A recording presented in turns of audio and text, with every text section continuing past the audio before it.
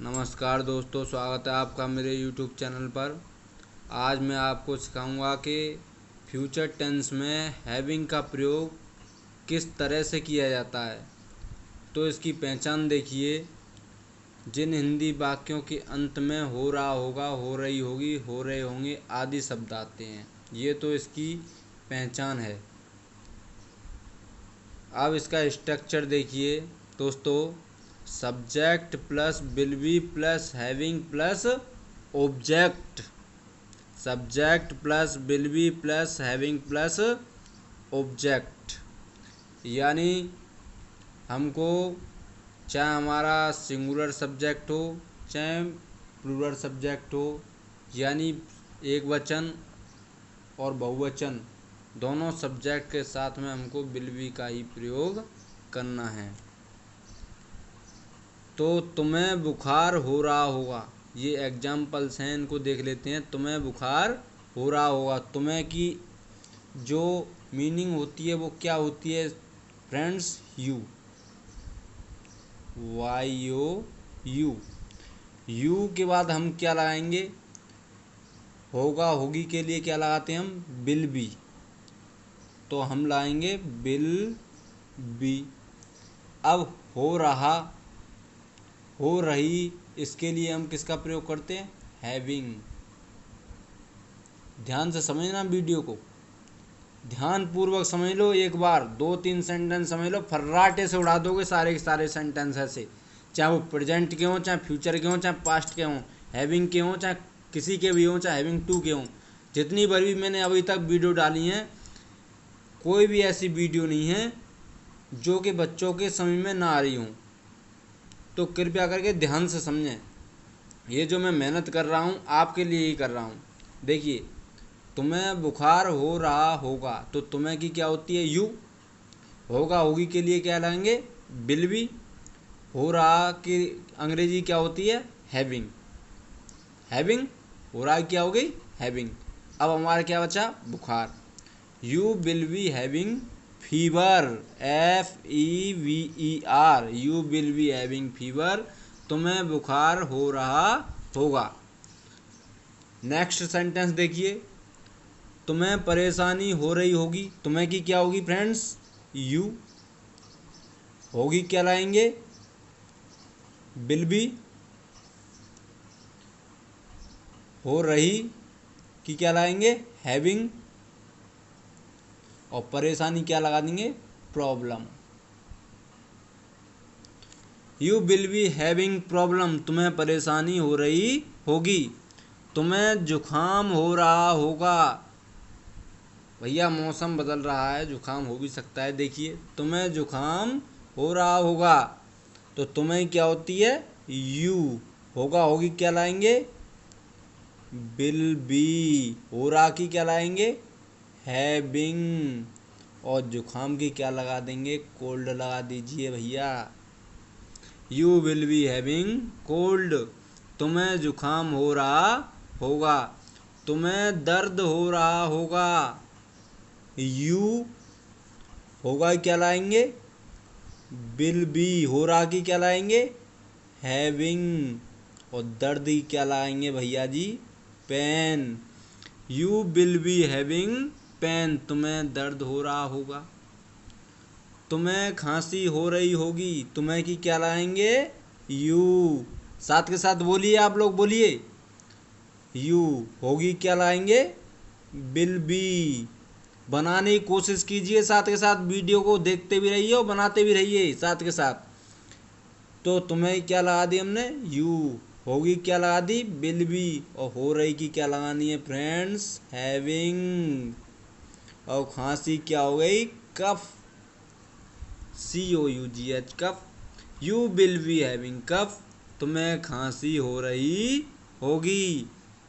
तुम्हें सर्दी हो रही होगी, तुम्हें की क्या लाएंगे? यू। होगी क्या लाएंगे? Will be. हो रही की क्या लाएंगे? हैविंग। और सर्दी क्या लाएंगे? Cold. You will be having cold, तुम्हें टाइफाइड हो रहा होगा, तुम्हें क्या लाएंगे? यू। होगा कि क्या लाएंगे? Will be. हो रहा की क्या लाएंगे, हैविंग। टाइफाइड की क्या लाएंगे, टाइफाइड। तुम्हें मलेरिया हो रहा होगा, यू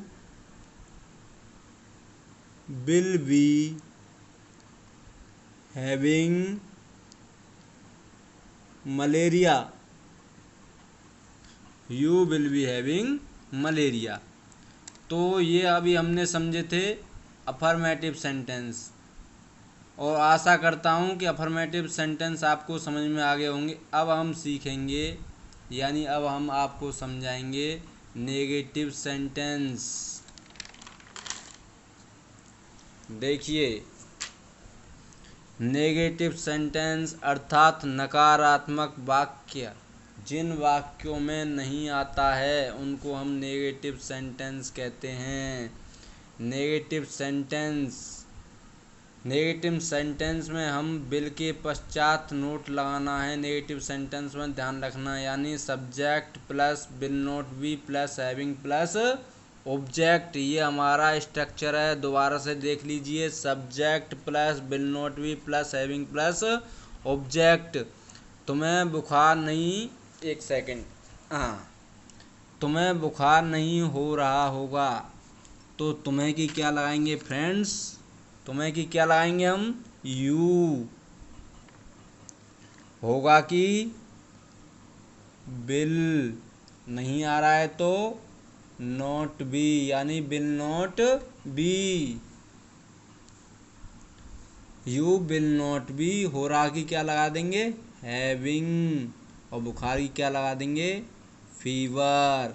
ऐसे ही बना के देखिए, बनाते चलिए, साथ के साथ वीडियो को देखते चलिए और बनाने की कोशिश कीजिए। तुम्हें परेशानी नहीं हो रही होगी, तो तुम्हें की क्या होगी, यू। नहीं हो रही होगी, यानी will not be having problem, you will not be having problem. तुम्हें परेशानी नहीं हो रही होगी, तुम्हें जुकाम नहीं हो रहा होगा, you will not be having cold, you will not be having cold. तुम्हें जुकाम नहीं हो रहा होगा, तुम्हें दर्द नहीं हो रहा होगा, you will not be having pain, you will not be having pain. तुम्हें दर्द नहीं हो रहा होगा, तुम्हें खांसी नहीं हो रही होगी, you will not be having cough. तो आगे के ये जो 3-4 सेंटेंस हैं इन्हें अपने आप बना लोगे ना। तुम्हें सर्दी नहीं हो रही होगी, you will not be having cold. तुम्हें टाइफाइड नहीं हो रहा होगा, you will not be having typhoid. तुम्हें मलेरिया नहीं हो रहा होगा, you will not be having malaria. तो इसी प्रकार से वाक्यों को बनाने की कोशिश कीजिए। मुझे बुखार नहीं हो रहा होगा, I will not be having fever. मुझे परेशानी नहीं हो रही होगी, I will not be having problem. मुझे जुकाम नहीं हो रहा होगा, I will not be having cold. मुझे दर्द नहीं हो रहा होगा, I will not be having pain. मुझे खांसी नहीं हो रही होगी, I will not be having cough. मुझे सर्दी नहीं हो रही होगी, I will not be having cold. मुझे टाइफाइड नहीं हो रहा होगा, I will not be having typhoid. मुझे मलेरिया नहीं हो रहा होगा, I will not be having malaria. तो इसी प्रकार से आपको ये जो है ट्रांसलेशन बना करके देखना है, ठीक है ना। तभी आपको जो है अच्छी तरह से समझ में आएंगे। जब तक आप अपने आप स्वयं बना करके नहीं देखेंगे, जब तक समझ में ठीक प्रकार से नहीं आता है, चाहे कोई भी चीज़ हो, चाहे वो मैथ्स हो, चाहे वो इंग्लिश हो, स्वयं करना चाहिए कार्य को, तभी जो है हमको समझ में आता है ठीक प्रकार से। अध्यापक तो 1-2 सवाल समझा देते हैं, फिर कहते हैं बच्चों अब स्वयं करके देखिए। क्यों कहते हैं, ताकि आपकी समझ में आ सके ठीक प्रकार से, इसलिए। आई बात समझ में ना। अब आगे देखिए, ये हो गया अब हमारा नेगेटिव पार्ट। अब देखते हैं इंटेरोगेटिव, चलो इन्हें भी बना देते हैं नेगेटिव को। तुम्हें सर्दी नहीं हो रही होगी, तो you will not be having cold, you will not be having cold, तुम्हें सर्दी नहीं हो रही होगी। तुम्हें टाइफाइड नहीं हो रहा होगा, you will not be having typhoid, तुम्हें मलेरिया नहीं हो रहा होगा, you will not be having malaria.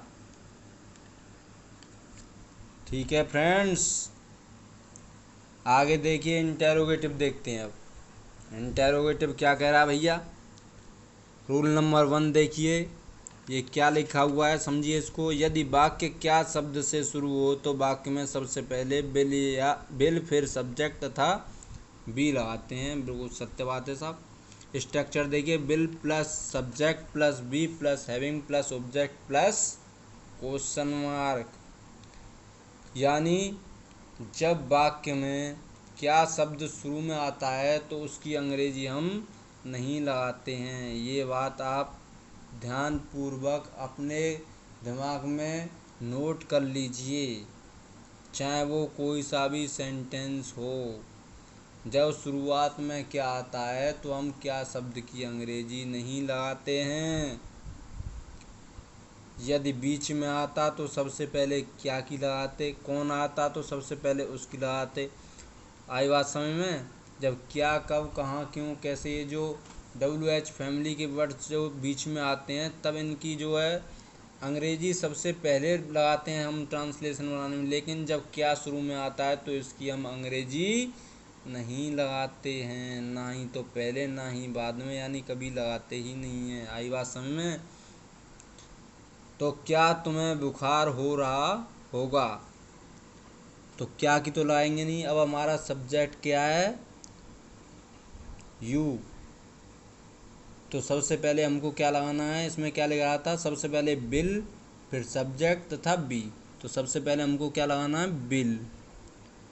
Subject क्या है, you, will you B having fever,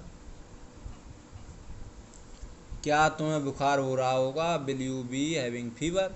क्या तुम्हें परेशानी हो रही होगी, will you B having problem.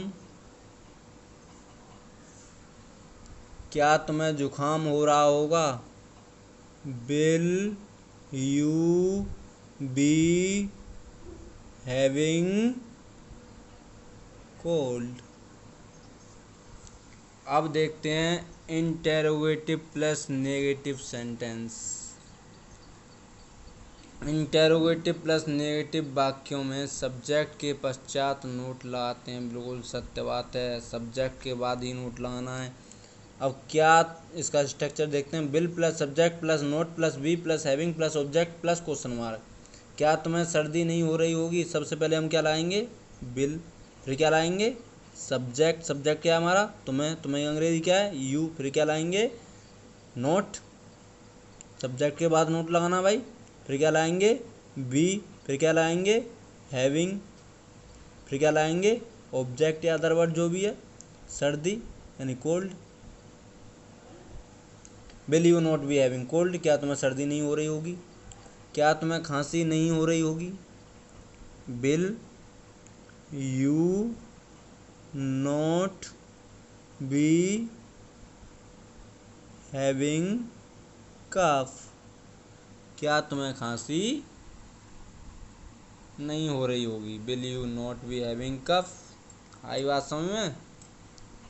तो इसी प्रकार से ये जो आपको ट्रांसलेशन बनाने हैं और अपनी इच्छा के अनुसार बना के देखिए, जितने बने आप पर बना कर अपनी मर्जी से अपने दिमाग से 10, 20, 25, 30 जितने भी आप पर बन सकें उतने बना के देखिए। यदि आपको फिर भी कोई परेशानी आती है तो कमेंट बॉक्स में मुझे कमेंट करके बताएं, फिर मैं आपको ठीक प्रकार से समझाऊंगा। ओके फ्रेंड्स, तो मेरी वीडियो आपको कैसी लगी? यदि मेरी वीडियो आपको पसंद आए तो वीडियो को लाइक करें, शेयर करें, कमेंट करें और मेरे चैनल को, जो कि यूट्यूब पर श्रीनिवास लवानिया के नाम से, उसको सब्सक्राइब करना न भूलें।